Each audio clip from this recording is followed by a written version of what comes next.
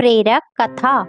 एक सेठ ने संत से पूछा कि लोग लड़ाई झगड़ा क्यों करते हैं।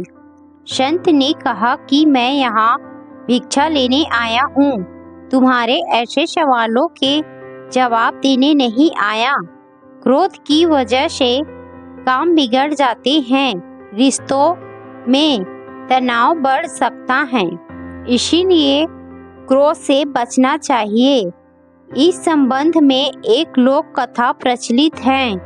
कथा के अनुसार पुराने समय में एक सेठ के पास संत भिक्षा मांगने पहुँचे।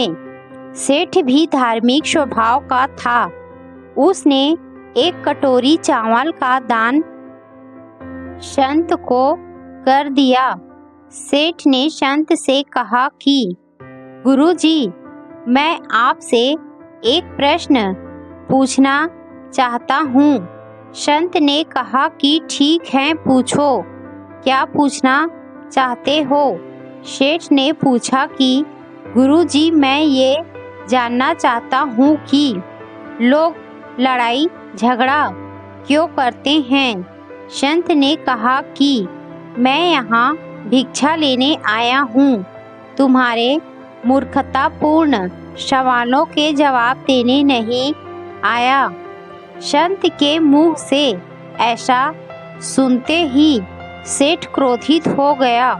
वह सोचने लगा कि ये कैसा संत है, मैंने इसे दान दिया और ये मुझे ही ऐसा जवाब दे रहा है।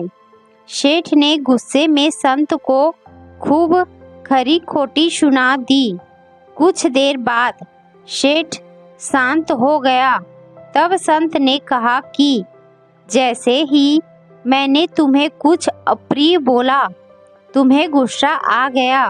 गुस्से में तुम मुझ पर चिल्लाने लगे। इस स्थिति में अगर मैं भी तुम पर गुस्सा हो जाता तो तुम्हारे बीच झगड़ा हो जाता है। संत ने सेठ को समझाया कि क्रोध ही हर झगड़े की जड़ है। अगर हम क्रोध नहीं करेंगे तो कभी वाद विवाद होगा ही नहीं। गुस्से में काम सुधरते नहीं हैं और ज़्यादा बिगड़ जाते हैं। इसीलिए क्रोध को काबू करने की कोशिश करनी चाहिए, तभी जीवन में सुख शांति बनी रहती है। हमेशा धैर्य बनाए रखना चाहिए।